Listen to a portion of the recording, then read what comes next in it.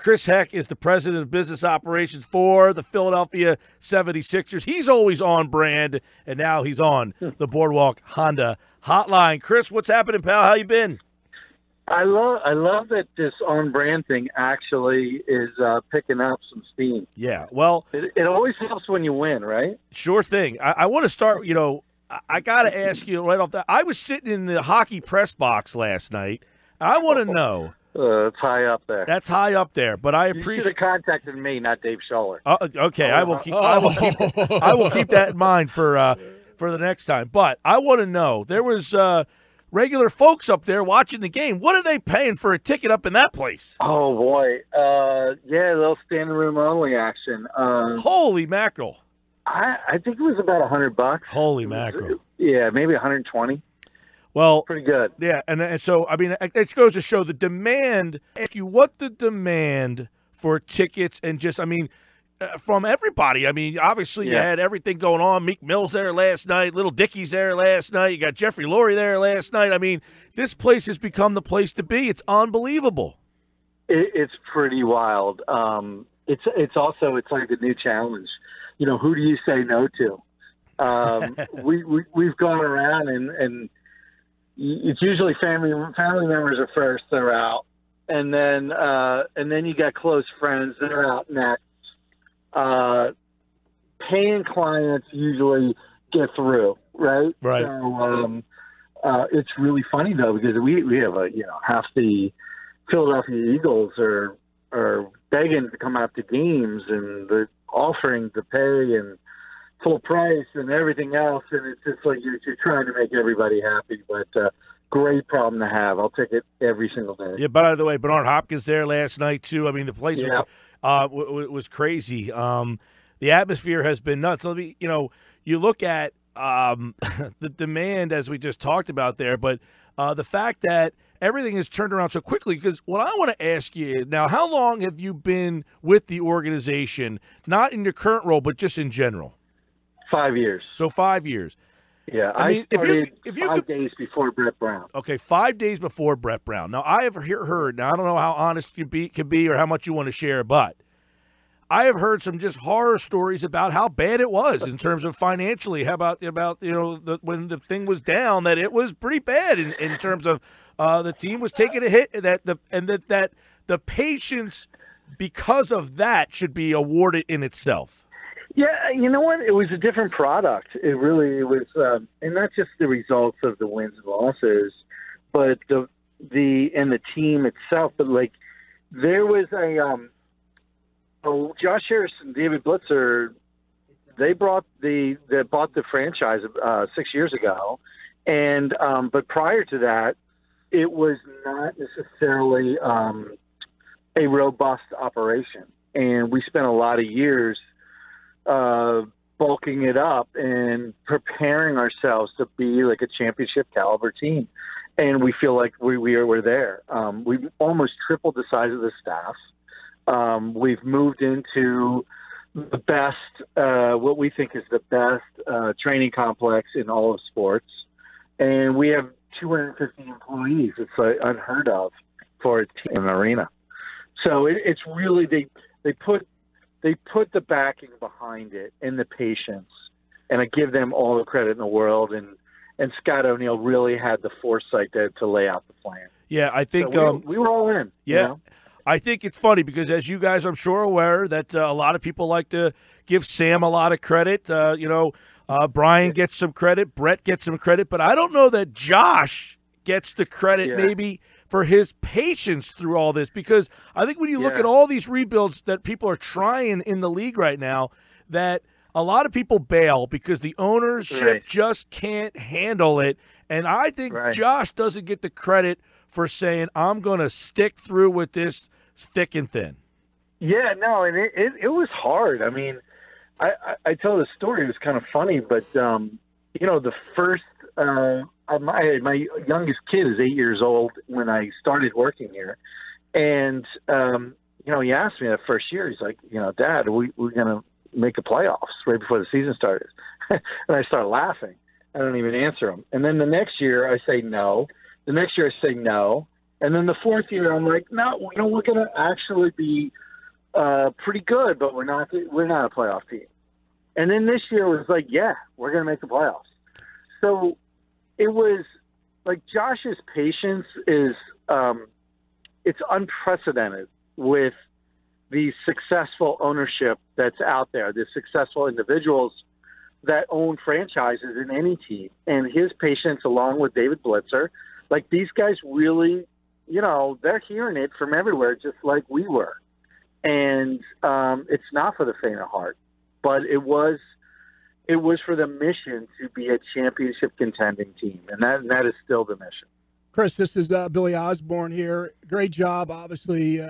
Place is electric. You guys have done a tremendous job with the branding over here the last couple of years, especially when there wasn't all that success on the court. And I remember the job that you guys do is unbelievable, and people don't realize all the things that happen behind the scene. And I remember when I came back after I got done playing, I wasn't sure what I wanted to do, and a friend of mine said, "Go over and sit down with Dave Koski. He's from South Jersey. He's with the Sixers now, and go ask him. You want to get into sports and sports management." So I remember I went over and I sat down with him, and we had this. We had a lot of mutual friends, and he's like, "Why do you want to get into this business?" And I said, "Well, I'm involved in sports." And it was funny because he almost tried to talking me out of it. I'll never forget it. He goes, "Listen." He goes, "You're on the good side." He goes, "You announcing, those guys, there's a lot of longevity there. You can make a lot of money." He goes, "I'll give you a perfect example. The staff wanted to sign a guy for a 10-day contract, and boom, we got it. A couple $100,000, we did it."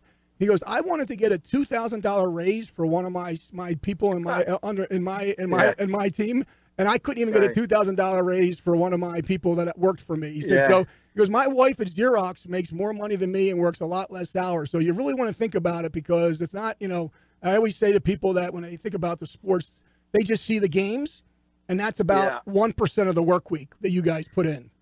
Yeah, and it's true, but I will say this, when Dave was working with the Sixers in the early 2000s and the 1990s, it was more of a mom and pop shop, and it wasn't the franchise value it's not even close. It was probably 10% of what it is now. Yep. These franchises are in the billions, and I say that with an S, and a B and an S, but not in that order. And but the franchises are so big now that the ownership groups are treating them like sophisticated businesses. Yep.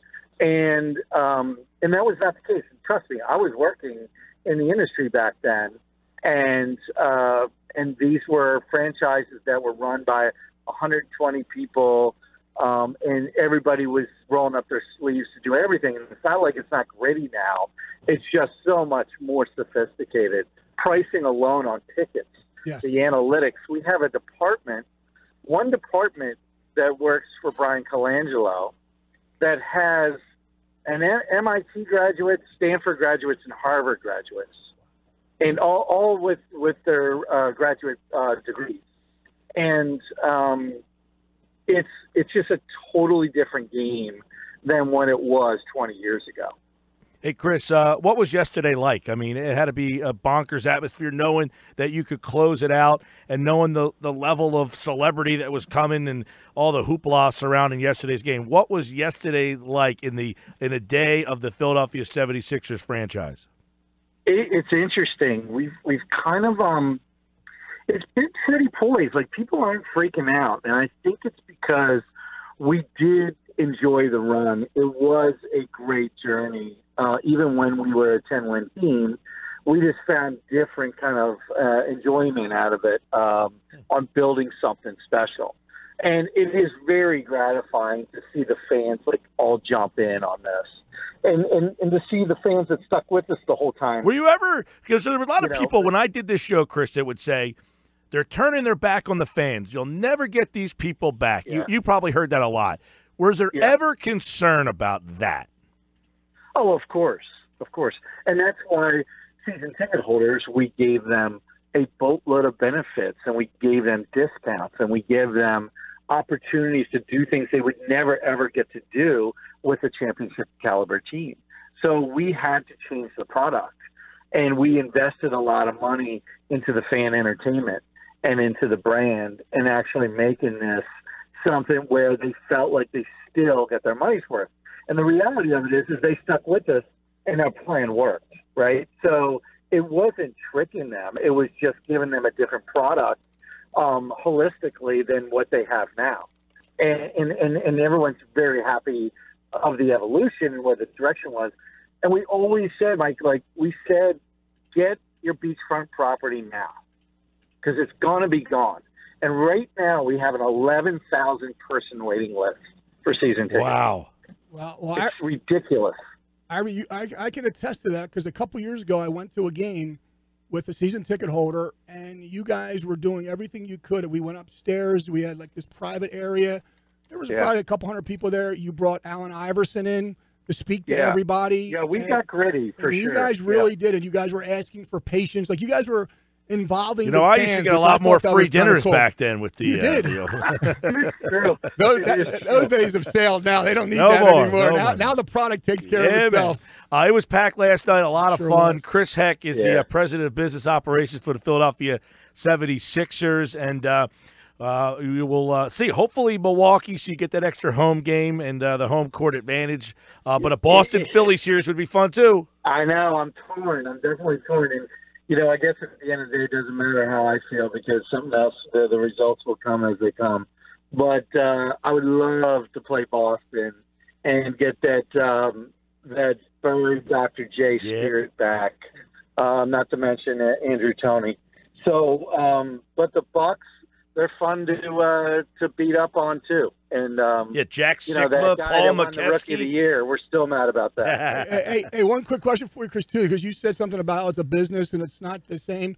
Do you have a ballpark figure? What does a home game mean for a team financially for an NBA franchise?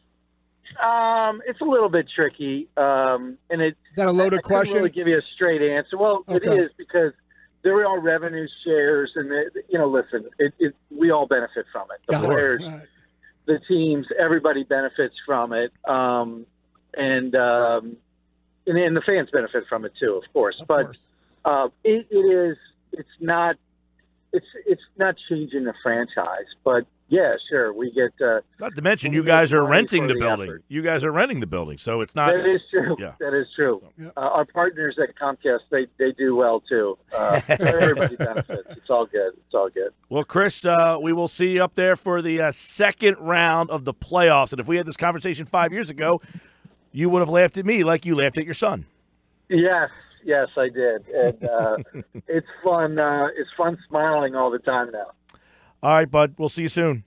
Thanks so much.